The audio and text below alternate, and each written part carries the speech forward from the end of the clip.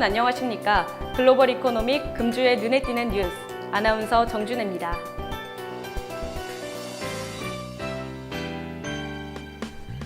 삼성전자가 최근 공개한 폴더블 스마트폰에 대한 기대와 우려가 섞인 반응이 나오고 있습니다. 삼성전자는 지난 7일 미국 캘리포니아주 샌프란시스코에서 열린 삼성 개발자 회의 2018에서 폴더블 스마트폰 인피니트 플렉스 디스플레이를 공개했습니다.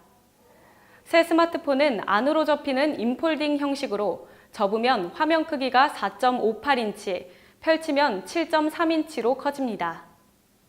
외신들은 삼성전자 폴더블 폰에 대해 찬사를 보냈는데요.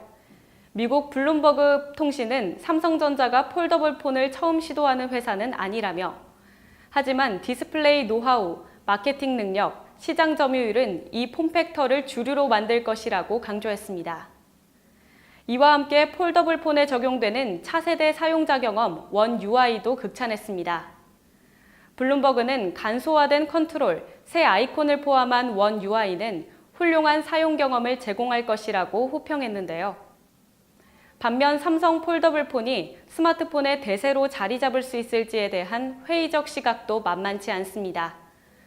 미국 경제잡지 포브스는 미국 구글이 안드로이드 운영체제에서 폴더블 폰을 공식 지원하는 것은 좋은 소식이라면서도 그러나 더 훌륭한 사용자 경험을 얻기까지 기다려야 하는 상황이라고 우려하기도 했습니다.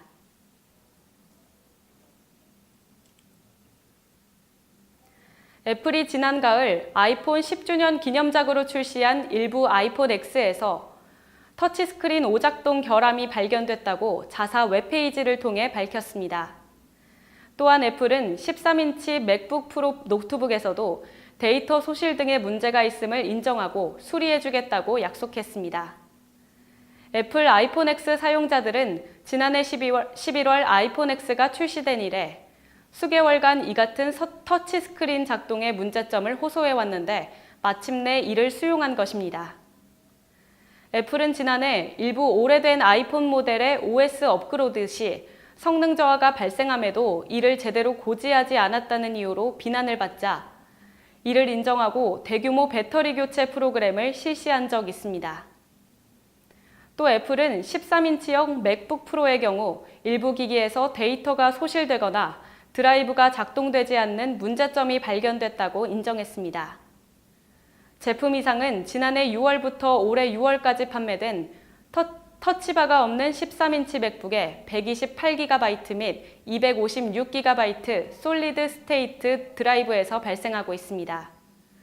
애플은 영향을 받은 드라이브를 무상으로 고쳐줄 것이라고 말했습니다.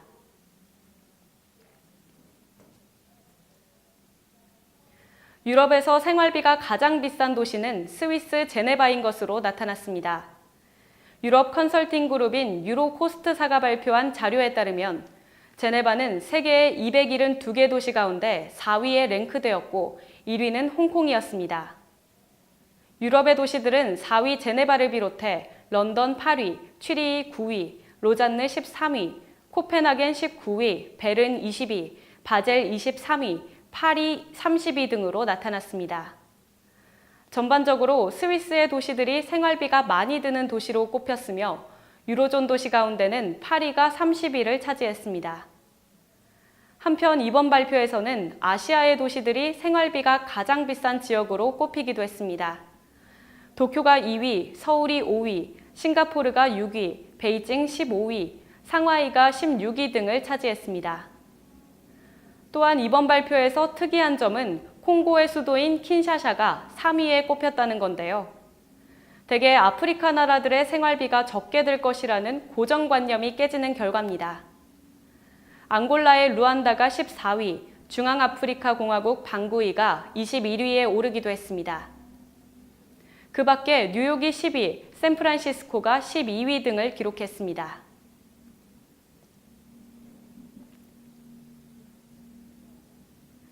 한국투자증권은 한화손해보험에 대해 계절적 영향으로 손해율이 악화됐다며 목표 주가 10,000원을 제시했습니다. 한화손해보험의 3분기 순이익은 338억 원으로 시장 기대치를 하회했습니다.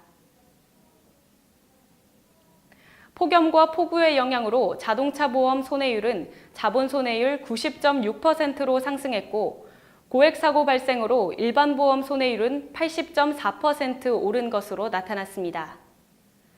한화투자증권 윤태호 연구원은 한화손보의 4분기는 경상적으로 계절적 요인과 일회성 비용이 많은 실적 비수기라며, 손보업 4분기 자보요율 인상과 2019년 초 실손요율 인상을 기대하고 있다는 점에서 4분기 실적에 대한 시장 눈높이는 낮아질 것이라고 전망했습니다.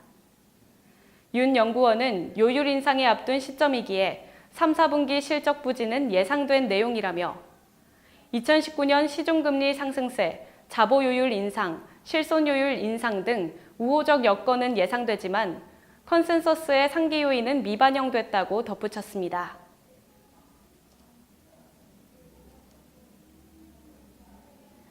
하노이 노이바이 국제공항이 밀수 천국이라는 오명을 벗기 위해 강력한 단속을 예고했습니다. 트렁 호아빈 부총리가 국제공항을 통한 밀수 및 무역 사기 근절을 위해 강력한 대책을 마련하라고 정부 각 부처에 지시했습니다.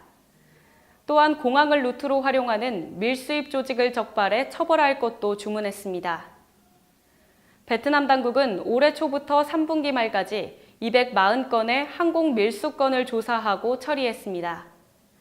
하노이 속손행정당국 시장관리 부서에서는 65건을 적발, 고발 조치하고 벌금 22억 동, 우리 돈 약 1억 1천만 원을 징수했습니다.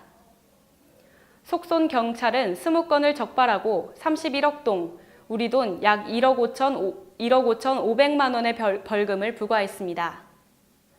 또 노이바이 국경세관은 140건을 적발, 행정위반으로 고발 조치했습니다. 밀수업자들은 관광객, 유학생, 외국인 취업자, 위탁화물, 해외 택배 등을 활용해 물품을 들여옵니다. 최근 노이바이 국제공항에서는 대규모 밀수 사건이 잇따라 적발되고 있습니다. 지난 9월 말 노이바이 국제공항 국경관세부가 나이지리아산 코끼리 어금니와 천상갑 1톤이 밀반입된 사실을 발견했고 11월 초에는 세관당국이 1,157개 아이폰 밀수 사건을 적발하기도 했습니다.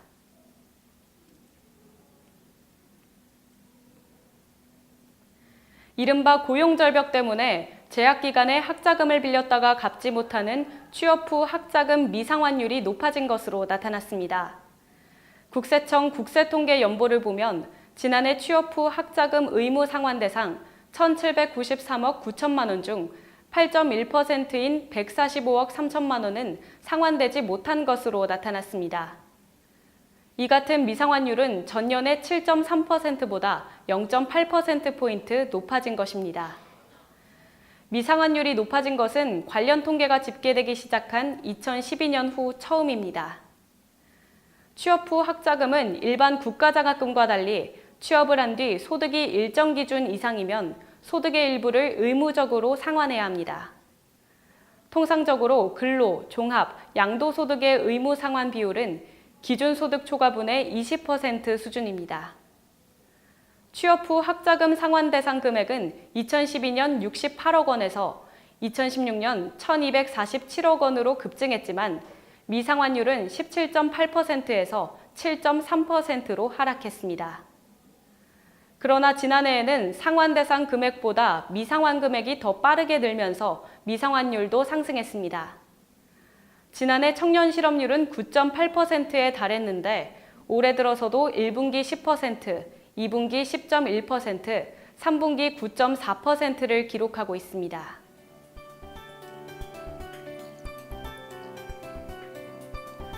최근 취업 후에 학자금을 갚지 못하는 미상환율이 높아졌다고 합니다. 취업을 하기도 힘들 뿐더러 취업을 한 후에도 학자금을 갚아야 하는 악순환이 계속되는 건데요. 이를 해소하기 위해 청년들을 위한 사회적 안정망이 필요해 보입니다. 지금까지 글로벌 이코노믹 금주의 눈에 띄는 뉴스였습니다.